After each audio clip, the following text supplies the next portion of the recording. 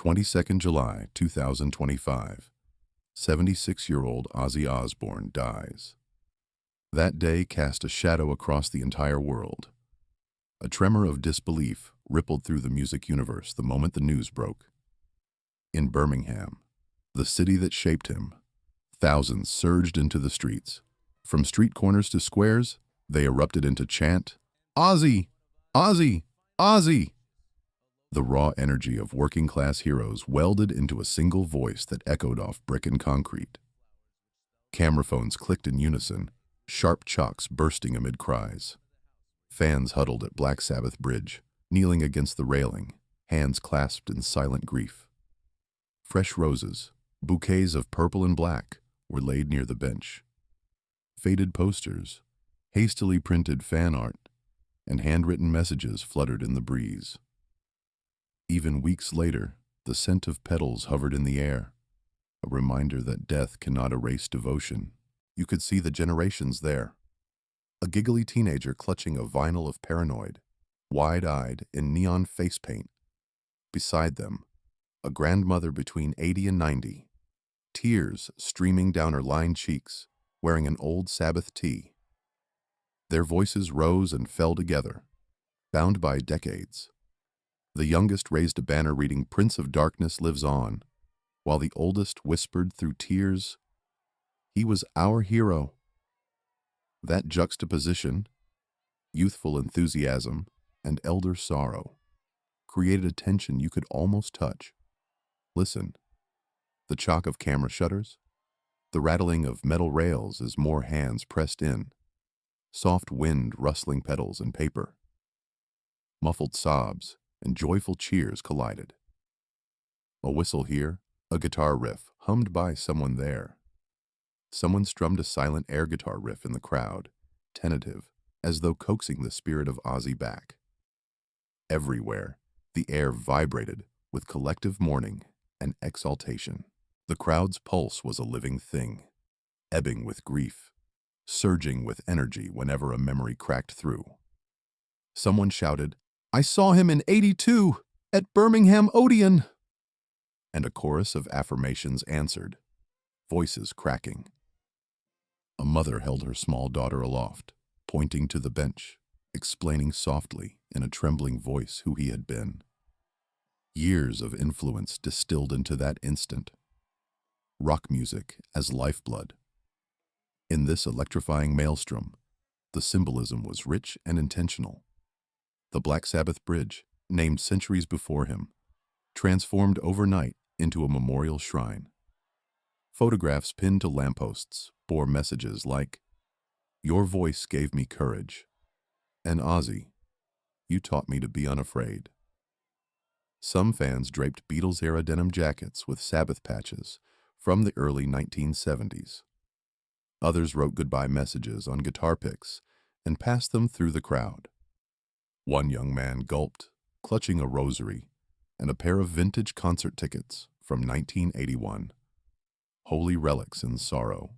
The juxtaposition of sensory details first strikes. The click-click-click of cameras contrasted with muffled sobs.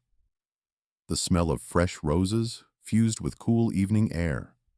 The rustle of paper banners against the drone of thousands. You could smell rain in the distance, expectant, as the crowd held its breath.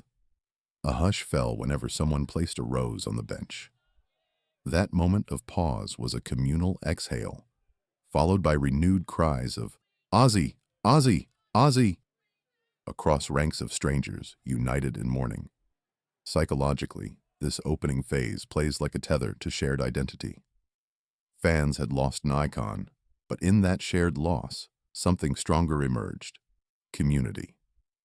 Those near and far, across age groups, found solace side by side. The emotional core is forged at the point where grief meets celebration. These mourners weren't merely sad, they were defiant in their love, insisting that his legacy survive death.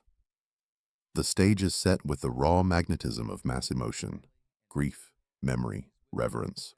The first scene doesn't just tell people he's dead, it makes the listener feel the roar of the crowd, taste the tears, smell the flowers, hear the shuddering cameras. From here, the narrative will flow seamlessly into the ritual, memories, and private farewells that follow. This opening is a plunge into the visceral energy of collective heartbreak, and it primes us for what comes next.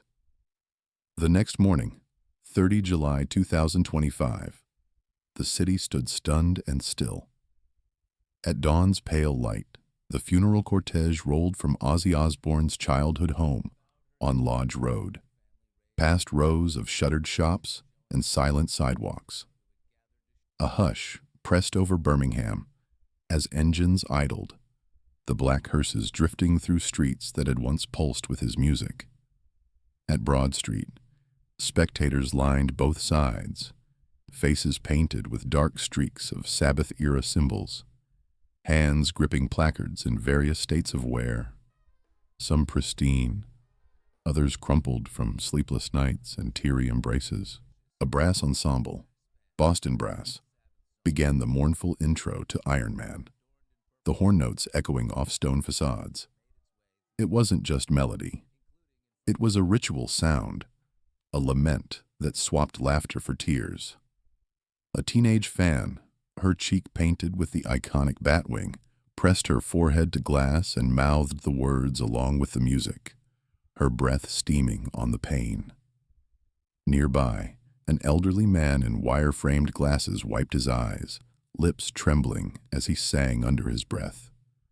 Their voices mingled with the horn section, each note weaving grief and remembrance. Along the route, families came bearing banners. One read, "From Sabbath to the Stars." Another, "Ozzy gave me a future." Two sisters in their 50s marched hand in hand, one pausing to show her daughter a faded photo of Ozzy performing in '74. "This is the man who taught me to fight," she whispered. The girl's eyes widened, heritage and history passing arm to arm. A father lifted his toddler, spinner in hand, gesturing toward the hearse. "That's his final ride. Remember him." Sharon Osbourne walked a few paces behind the cortege, flanked by her children, Kelly, Jack, Amy, and Lewis, each carrying single black and purple roses. Sharon's face was still beautiful and defiant, though grief cracked through in quiet exhales. She adjusted the rose, her fingers curling around the stem wrapped in black paper. The symbolism of the rose, life and mourning, blossoms and darkness, felt deeply Ozzy. She raised her hand and made the silent peace sign he'd always flashed on stage, a gesture the crowd mirrored in thousands of arms. Between lampposts, clipped with Sabbath flags, the energy of the crowd surged and receded in waves. When the cortege passed Keysight's, his first gig venue, the pub where he'd met Tony Iommi, fans unrolled vinyl records, lit candles, and leaned toward the procession as though trying to touch him one last time. The air vibrated with low chants, working-class hero mingled with tears and cheers. Sound details ratcheted emotion, the brass ensemble's last notes hanging in the air, mingling with the hum of whispered prayers, the scraping of flowers as they were laid on the bridge bench, the subtle crunch of gravel under polished shoes. A biker revved quietly in tribute, leather-clad mourners raising helmets in salute. From time to time, someone shouted, "He changed my life!" And a ripple of affirmation chased that outcry. Fans shared stories. "He was the wind beneath my band's first gig," said a former roadie now in his 60s with a trembling voice. Beside him, a young musician, barely 20, spoke through tears. "He opened doors for people like me. I'd picked up the guitar because of him." Generations clasped hands, granddaughter and grandmother, father and daughter. Strangers whispered comfort in different accents, Jamaican, Pakistani, British Midlands. The collective grief was at once intimate and public. When the procession neared Black Sabbath Bridge, a collective hush fell. The bitter edge of mourning sharpened. The hearse came to a gentle stop, and the crowd's chant shifted to solemnity. Fans knelt on the bridge, pressing hands to railings covered in pleated patches, old backstage passes, and fading photographs. The brass ensemble struck a single sustained tone. As the note faded, a cry rose. "Ozzy! Ozzy!" echoing across time and generations. In that moment, with banners trembling and petals drifting over the water below, the city felt both mortal and eternal. The bridge had become more than architecture. It was a portal connecting past and present, physical grief and myth. Sharon stepped forward and laid her own rose at the foot of the bench. She leaned in, her lips barely brushing the marble, then straightened and looked out, her eyes scanning faces, absorbing grief, bearing it without collapsing. Fans murmured in quiet clusters, "He made us believe." Others traced letters in the seaside sculpted bench, lingering where loved ones had kissed or left notes. A child knelt and ran a fingertip through a name scratched in the stone. Each gesture was an offering, a stand of devotion. The ceremonial journey ended but transformed into something ongoing, a living memorial across the city. Tones of Iron Man drifted again as the cortege moved off. People turned home with sun downturned in their spirits. Yet despite the sadness, there was an ember of something righteous. Honoring life, honoring legacy. There was nowhere left to go but onward, propelled by grief and love, and a refusal to let obscurity consume his legend. And in that swell of collective energy, a subtle shift. Mourning had ripened into something, a promise. Birmingham might have paused, but the world had begun carrying the flame. 31st July 2025, just past noon, a private ceremony unfolded far from the roar of Birmingham streets.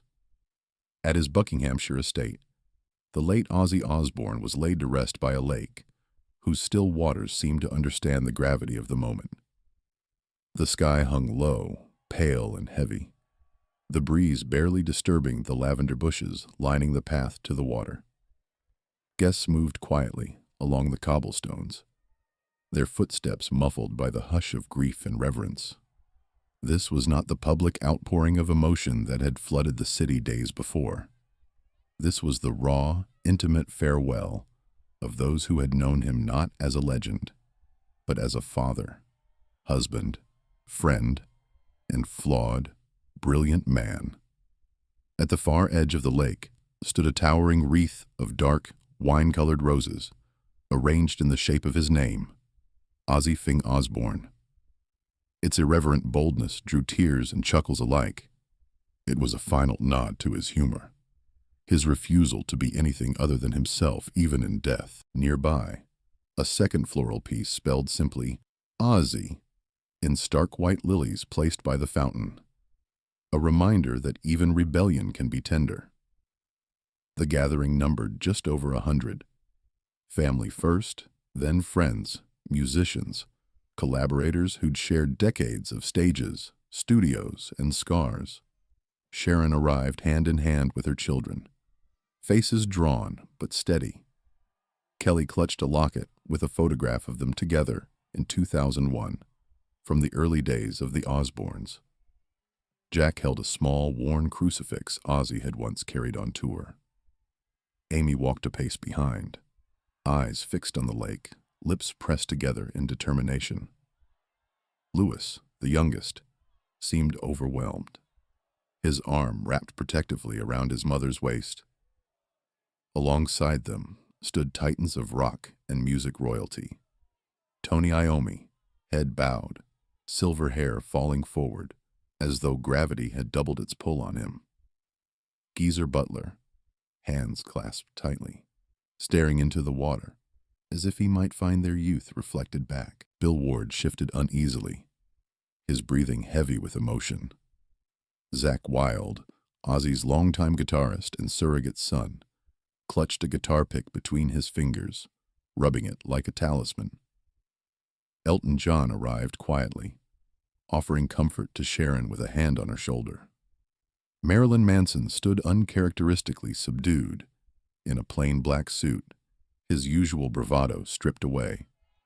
Youngblood, who'd formed a surprising bond with Ozzy in recent years, carried a small bullet-shaped cross, a personal gift from Ozzy in 2022. He approached Sharon, placed it gently in her palm, and whispered, he said this was a reminder that friendship can survive anything. The words dissolved her composure for a moment. She turned, pressing the cross to her lips. Photographs of Ozzy were everywhere, not just from his rock god prime, but candid, tender moments.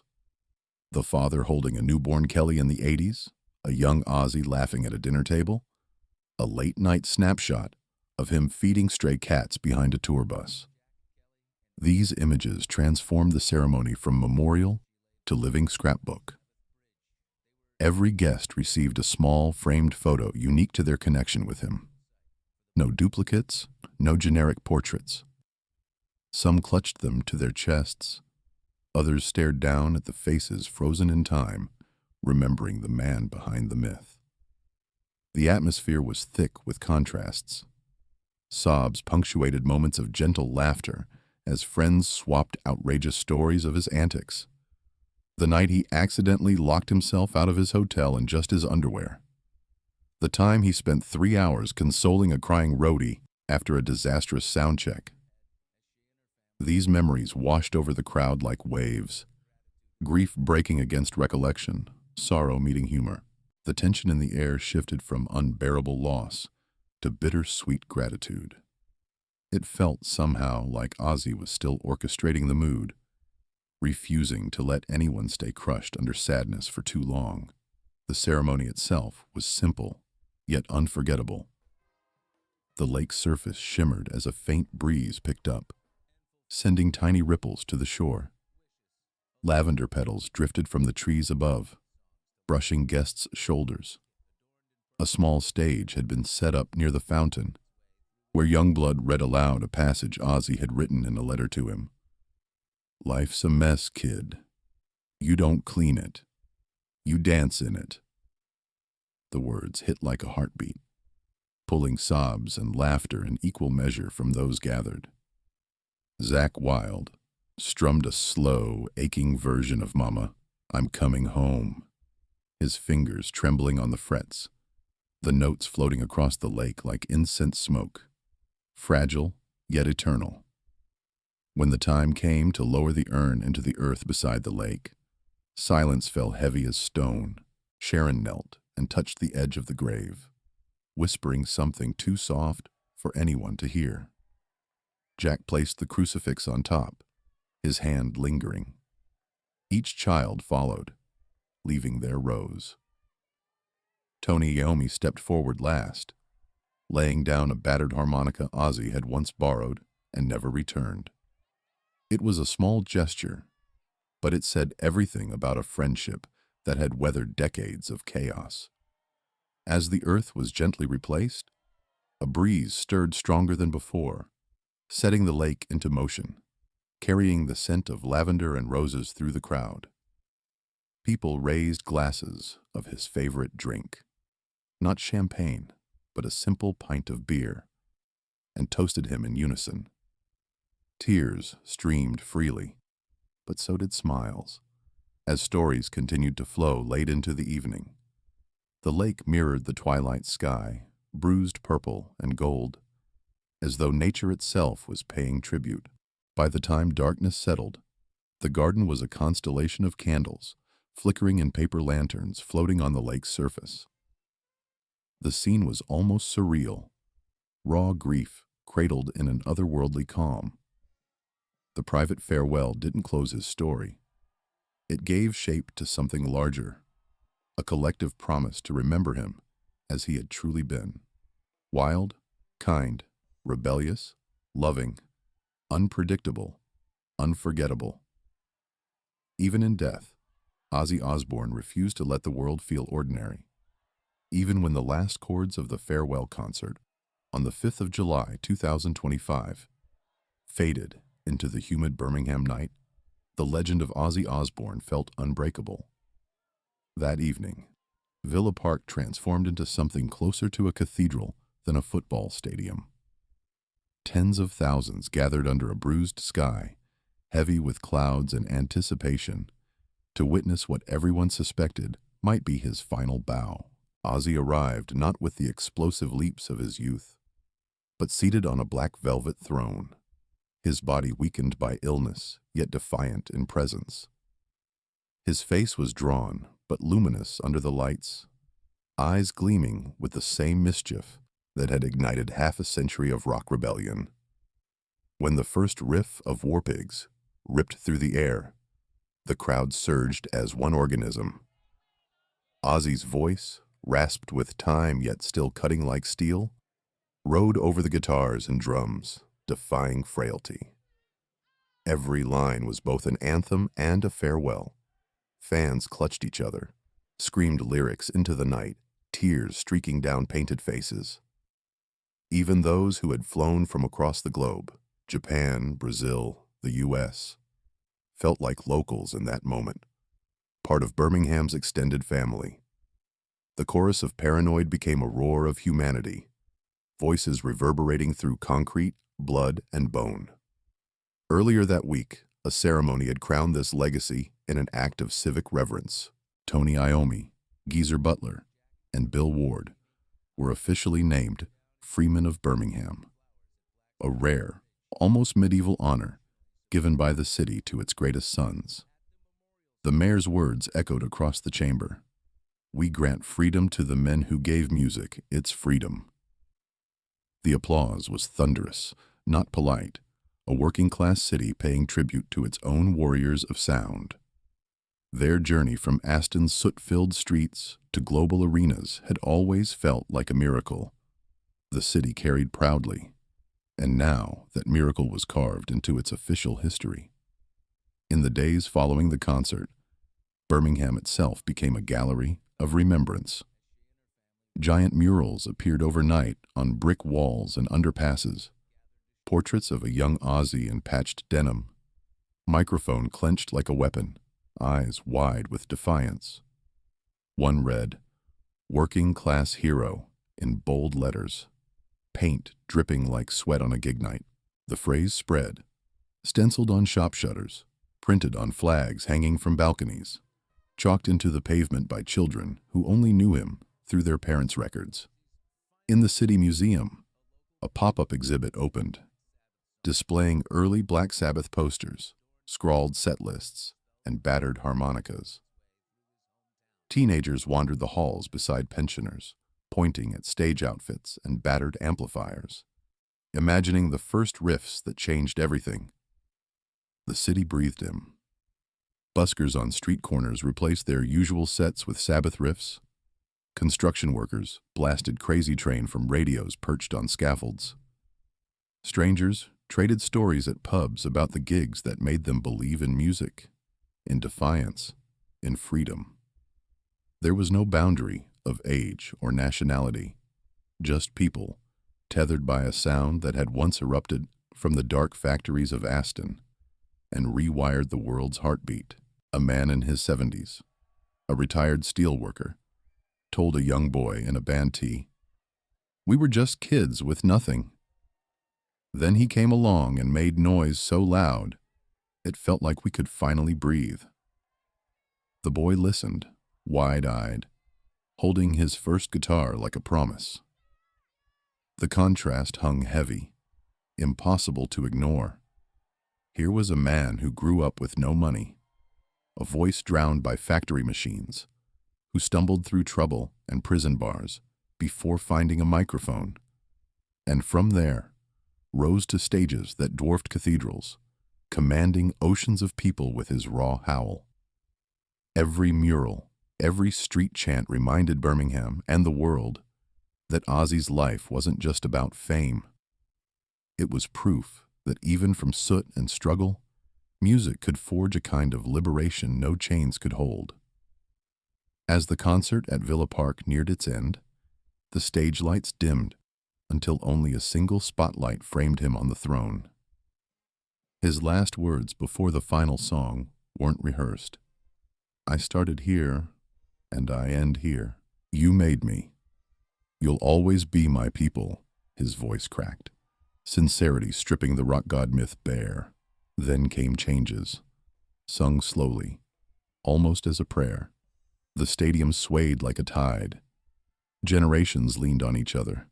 Fathers and daughters, grandmothers and grandsons, friends who'd met decades earlier at a Sabbath gig, all clinging to that final note, as though it could suspend time. When silence fell, it wasn't silence. The echo of 30,000 voices singing his name hung in the night sky, drifting beyond the stands, over the city, into memory. Nobody moved for a long while. They understood they had witnessed not just a concert, but a closing chapter of something larger than music. That night, as people spilled out into the Birmingham streets, murals glowing under orange streetlights and flags whipping in the breeze, the myth of Ozzy transformed into heritage. The city wasn't just grieving a star, it was cradling one of its own. A man who had clawed his way from Aston's grit to change the fabric of sound forever. The feeling lingered long after the amps cooled. A working-class hero had made the world roar, and even death could not quiet it. And so, when the funeral procession began, weeks later, every step taken through Birmingham felt like a continuation of that last concert. A city marching in rhythm with the life it had given, and the legend that had given it back its voice.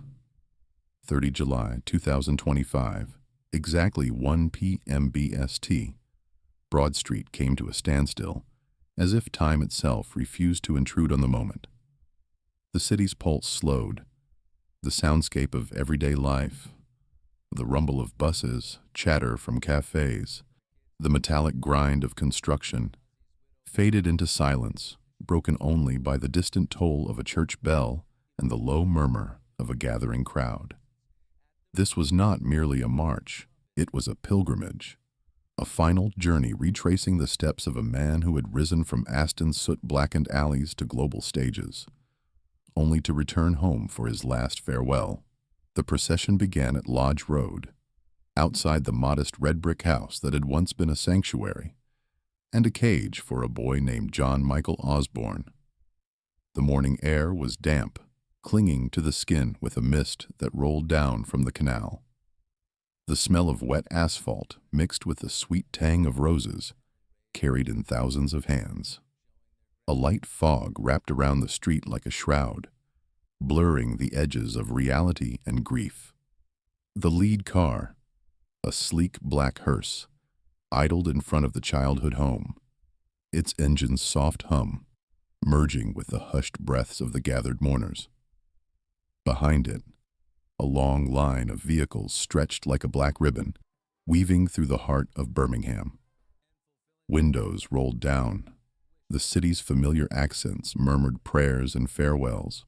At the front of the pedestrian procession, Boston brass struck the first heavy, mournful notes of Iron Man. The sound rolled low and slow, brass horns bending the riff into a funeral dirge, deep drums reverberating through the pavement. Each beat felt like footsteps of memory, leading the city closer to its most treasured son. Crowds flanked the streets, thousands upon thousands, multi-generational, multi-ethnic, bound together by a man who had once sung of madness and freedom in the same breath. Elderly fans in faded Sabbath tour jackets, shoulders bent from time, stood beside teenagers clutching homemade banners. Families lifted children onto their shoulders so they could see above the sea of heads. A small boy waved a hand-drawn sign reading, "Thank you, Ozzy." His sister, no older than 5, clutched a plush bat toy with little wings stitched on, a child's offering of innocence to a life lived loudly.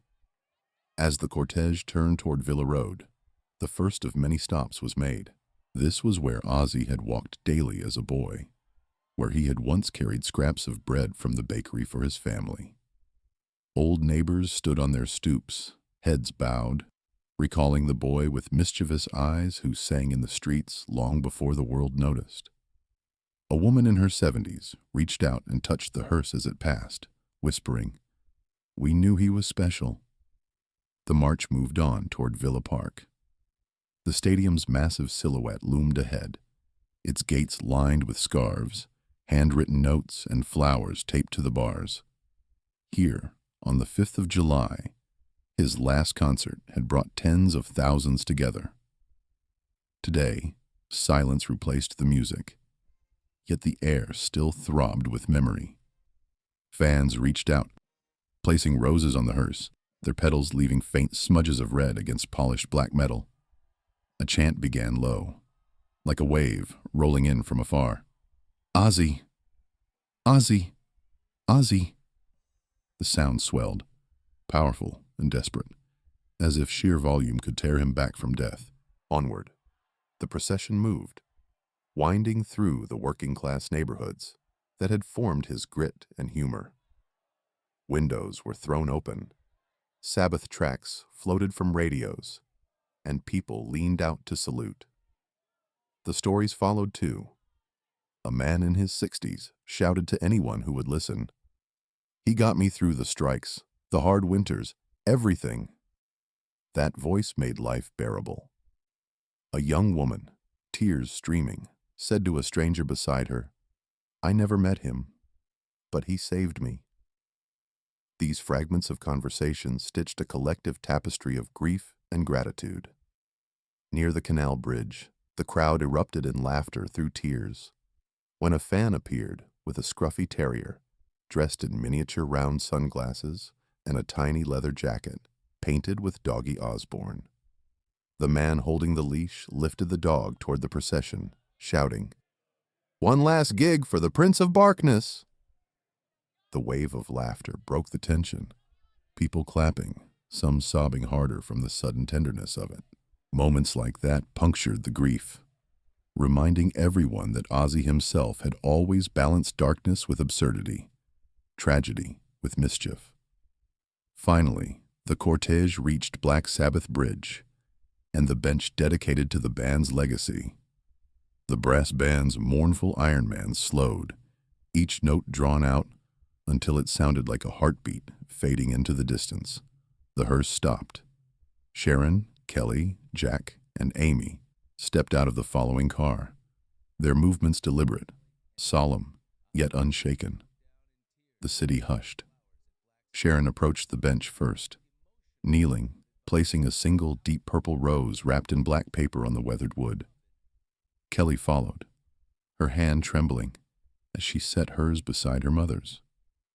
Jack leaned down, pressing his fingers briefly to the plaque, eyes closed, as if listening for his father's laughter. Amy stood a moment longer, then raised her hand in the iconic peace sign, the silent salute Ozzy had given the world countless times. The crowd mirrored the gesture. Thousands of fingers lifted to the gray sky, a forest of quiet rebellion and love. For a full minute, there was no sound but the rustle of roses and the occasional sob. Then, from somewhere deep in the crowd, a single voice cried, "We love you, Ozzy!" It broke the silence like sunlight through storm clouds. The chant started again, louder, fiercer, shaking the air. "Ozzy! Ozzy! Ozzy!" Roses rained down toward the bench, petals floating like fragile confetti of farewell. The march concluded, but the emotion did not ease. The city held its breath, knowing this was the last time its hero would pass through its streets.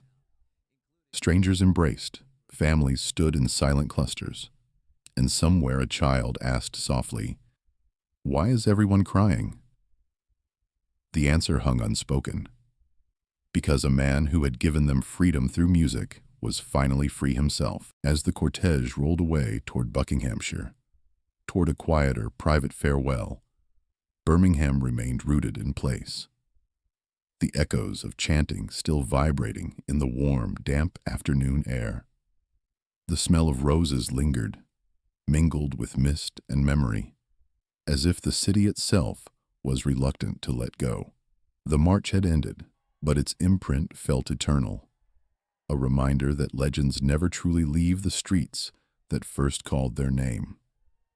An hour after the public march had dispersed, and Birmingham's streets had sunk into a heavy, exhausted silence, the Osborne family and closest friends retreated to Buckinghamshire for a final, private farewell. The sun was dipping toward the horizon, casting soft gold over the estate's sprawling lawns. The lake near the heart of the property reflected the fading light like molten metal, its surface rippling gently under a warm evening breeze. The public noise of chants and brass bands was far behind now. In its place came the hushed murmur of shared grief, the occasional sound of footsteps on grass, and the steady, lapping whisper of water against the shore. The gathering was deliberately small, just over 100 people, yet it carried the weight of generations of music, rebellion, and friendship. Family stood first, Sharon at the center, flanked by Kelly, Jack, Amy, and Lewis. Her hands clutched a folded piece of paper, a private note she would later read aloud. The children were solemn, visibly drained from the day's march, yet holding tightly to one another, forming a wall of quiet strength around their mother. Close friends and titans of the heavy metal world joined them. Tony Iommi, with his trademark dark glasses removed, eyes raw and red. Geezer Butler, stoic but trembling slightly, as he held a worn leather wristband Ozzy had given him decades earlier. Bill Ward, head bowed as if in silent prayer.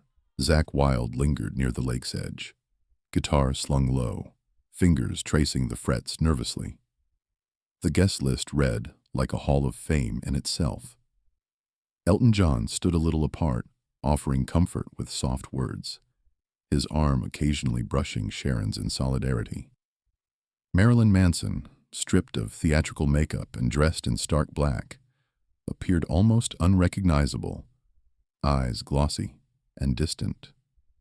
Corey Taylor from Slipknot leaned against a tree, visibly struggling to contain tears, his usual bravado gone. Youngblood clutched a small, bullet-shaped silver cross dangling from a chain, a keepsake Ozzy had given him in 2022, during an impromptu late-night conversation about life, music, and survival. At the gravesite, nature set its own tone for the farewell. Lavender lined the path leading to the freshly dug earth, filling the air with a sweet, calming aroma. The sound of waterbirds skimmed the lake's surface, occasionally breaking the stillness with soft splashes. A light breeze stirred the lavender stalks, a whispering counterpoint to the human sobs that punctuated the air.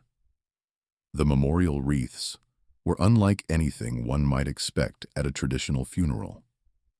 The largest, positioned directly beside the grave, spelled out Ozzy Osbourne in blazing purple and crimson flowers. The words felt more like a rallying cry than an epitaph, perfectly capturing the man who had defied expectations, rules, and even mortality for so long.